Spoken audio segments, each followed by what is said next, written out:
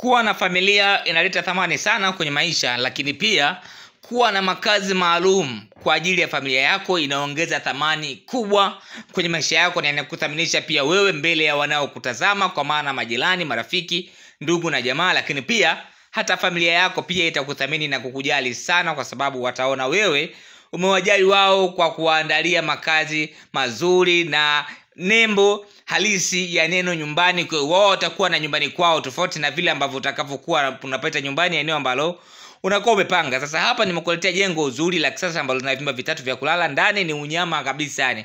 Ninaweza kusema hivyo kwa sababu lugha nyingine inaweza isitafsirike vizuri. Humu ndani kuna vyumba vitatu vya kulala. Chumba kimoja ni master, chumba kimoja ni self, chumba kimoja ni single. Kwa unaweza kuona na magema of categories zilizomo ndani humo.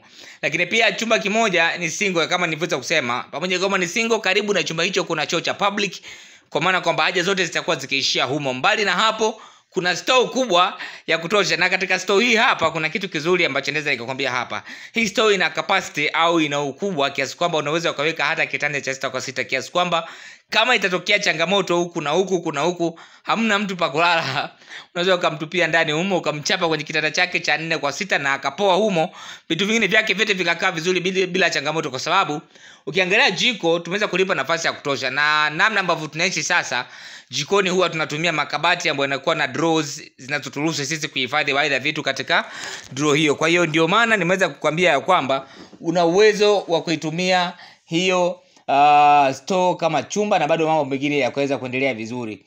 Sasa kitu kingine ambacho kinaweza kiwa kinakuvutia na kukupendeza zaidi ni kwamba bali na hivyo nilivyokutajia, pia kuna dining pamoja na sebule ambayo ni kubwa sana.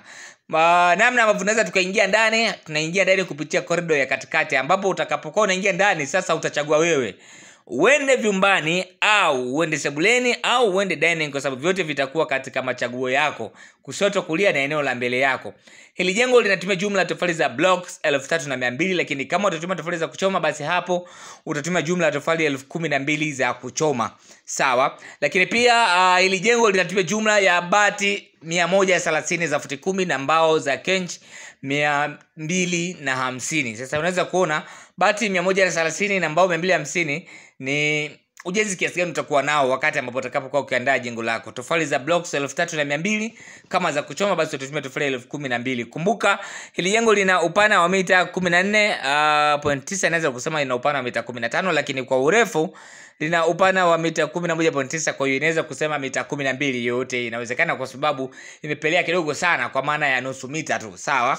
Kwa hiyo ukiangalia mpangilio wake, upande wetu wa kushoto tunapata master, na master na self zinatofautishwa vizuri sana katika hili jengo, kwa sababu self yetu hapa inaonyesha ni chumba chenye choo ndani peke yake, chumba na choo ndani peke yake. Sasa sijui utakuwa unanielewa vizuri lakini master inakuwa ni chumba ambacho kinakuwa na choo ndani, lakini kitu kingine cha ziada ambacho kinaonekana katika master yetu ni chumba cha kubadilishia nguo au dressing room, kitu ambacho katika self kinakuwa hakipo. Sawa? Na hii ndio tofauti kubwa ambayo inaweza ikakupa uelewa wa kuelewa hii ni master au hii ni self.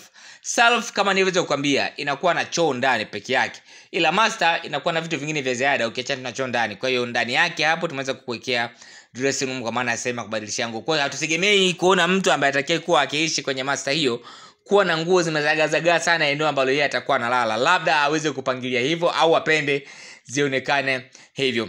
Na huu ndio muonekano wa hili jengo. Kama mnaweza kuona, jengo ni zuri of course na linavutia. Kokote utakapolijenga jengo hili litakuwa na mvuto sana.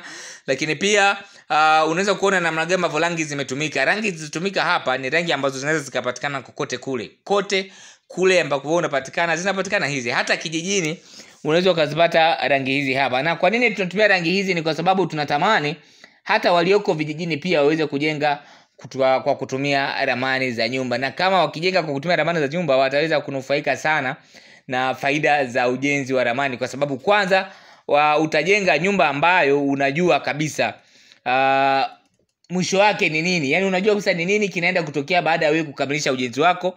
Na hii ni faida kubwa wakati ukijenga kwa ramani, kwa sababu kama utajenga bila ramani, kile ambacho utakachokuja kukiona au kukipata itakuwa ni matokeo ambayo hutaweza kuyafikiria au kukadiria au kuyajua kwamba itakuwa ina muonekano gani. Kwa hiyo utakapokuwa umejenga kwa ramani, basi hayo ni manufaa makubwa sana ambayo utakayokuwa umeyapata. Lakini pia nikwambie tu kwamba kama unaendelea kufuatilia ramani hizi hapa, basi usiache kututafuta WhatsApp kwenye namba hiyo hapo, ili tukutumia link uweze kuingia WhatsApp na kwenda kunufaika zaidi kwa kutazama ramani nyingi ambazo tunakuwa tunaziweka katika mitandao mbalimbali ya kijamii. Kumbuka sasa unaweza kutazama ramani sio tu kwa mitandao ya kijamii mingine bali kupitia WhatsApp. Kwa hiyo unachotakiwa kufanya ni kwamba hakikisha mtu follow, lakini pia tutume message kwenye namba hiyo hapo tuweze kukutumia link ukaangalia ramani. Karibuni sana.